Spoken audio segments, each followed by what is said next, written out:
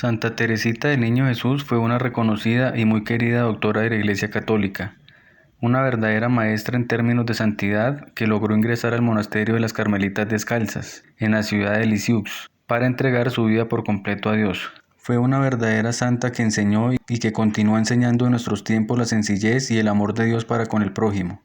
Vivió su vida enamorada de Dios, dándole importancia a su familia y luego a todas las personas que la rodeaban, pues para ella todas estas personas eran un verdadero reflejo de Dios, el cual es el motor de la vida. Además, para ella lo que hacía en la tierra influiría de manera importante para los ojos de Dios. Su obra célebre es Historia de un alma. Es la autobiografía de Teresa de Lisieux, una monja de la Orden de los Carmelitos Descalzos, quien fue canonizada por la Iglesia Católica en 1925. El libro era un volumen formado por 3 manuscritos distintos, de longitud diferente, escritos en tiempo diferente, dirigidos a personas diferentes y de carácter diferentes. El pincelito.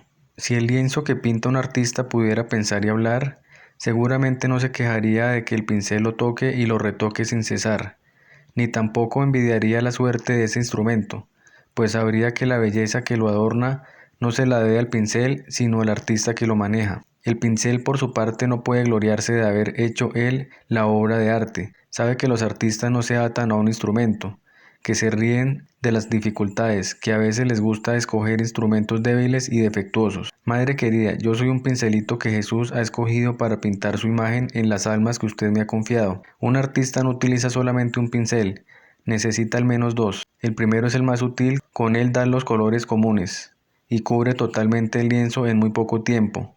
Del otro, el más pequeño, se sirve para los detalles. Madre querida, usted representa el precioso pincel que la mano de Jesús toma con amor cuando quiere hacer un gran trabajo en el alma de las hijas. Y yo soy el pequeñito del que luego quiere servirse para los detalles menores. La primera vez que Jesús se sirvió de su pincelito fue hacia el 8 de diciembre de 1892. Siempre recordaré aquella época como un tiempo de gracias. Voy a confiarle, madre querida, aquellos dulces recuerdos. Cuando a los 15 años tuve la dicha de entrar en el Carmelo, me encontré con una compañera de noviciado que había ingresado unos meses antes. Tenía 8 años más que yo, pero su temperamento infantil borraba la diferencia de los años. Así que pronto usted, madre, tuvo la alegría de ver que sus 2 postulantes se entendían a las 1000 maravillas y se hacían inseparables. En orden a propiciar aquel afecto naciente que le parecía que había de dar buenos frutos, nos permitió que tuviéramos juntas de vez en cuando algunas charlas espirituales. Mi querida compañera me encantaba por su inocencia y por su carácter abierto, pero por otro lado me extrañaba ver cuán distinto era el afecto que ella le tenía a usted del que le tenía yo.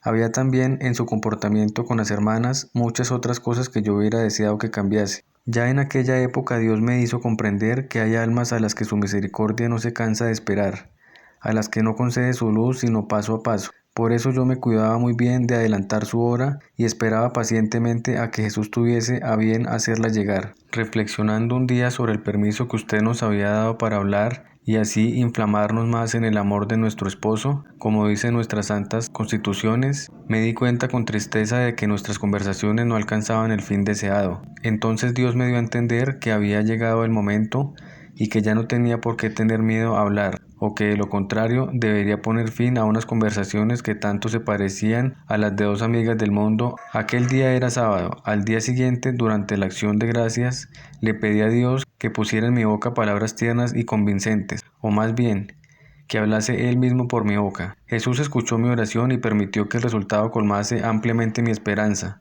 pues los que vuelan su mirada hacia Él quedarán radiantes, y la luz brillará en las tinieblas para los rectos de corazón. Las primeras palabras se aplican a mí y las segundas a mi compañera, que realmente tenía un corazón recto. Cuando llegó la hora en que habíamos quedado para encontrarnos, al poner los ojos en mí, la pobre hermanita se dio cuenta enseguida de que yo no era la misma. Se sentó a mi lado, sonrojada, y yo, apoyando su cabeza en mi corazón, le dije con llanto en la voz todo lo que pensaba de ella, pero con lágrimas tan tiernas y manifestándole tanto cariño que pronto sus lágrimas se mezclaron con las mías. Reconoció con gran humildad que todo lo que le decía era verdad. Me prometió comenzar una nueva vida y me pidió como un favor que le advirtiese siempre sus faltas. Al final, en el momento de separarnos, nuestro afecto se había vuelto totalmente espiritual. No había ya en él nada de humano. Se hacía realidad en nosotras aquel pasaje de la Sagrada Escritura: hermano, ayudado por su hermano, es como una plaza fuerte. Lo que Jesús hizo con su pincelito se hubiera borrado pronto si él, madre, no hubiese echado mano de usted para consumar su obra en aquella alma que él quería toda para sí. A mi pobre compañera la prueba le pareció muy amarga, pero la firmeza que usted usó en ella acabó por triunfar. Y entonces fue cuando yo, tratando de consolarla, pude explicarle a quien usted me había dado por hermana entre todas las demás en qué consiste el verdadero amor. Le hice ver que era a sí misma a quien amaba, y no a usted. Le conté cómo la amaba a usted yo, y los sacrificios que me había visto obligada a hacer en los comienzos de mi vida religiosa para encariñarme con usted de manera puramente material, como el perro se encariña con su dueño. El amor se alimenta de sacrificios, y de cuantas más satisfacciones naturales se priva el alma, más fuerte y desinteresado se hace su cariño. Recuerdo que siendo postulante me venían a veces tan fuertes tentaciones de entrar en su celda por mi satisfacción personal, por encontrar algunas gotas de alegría, que me veía obligada a pasar a toda prisa por delante de la procura y agarrarme fuertemente el pasamanos de la escalera. Me venían a la cabeza un montón de permisos que pedir. En una palabra, encontraba mil razones para dar gusto a mi naturaleza.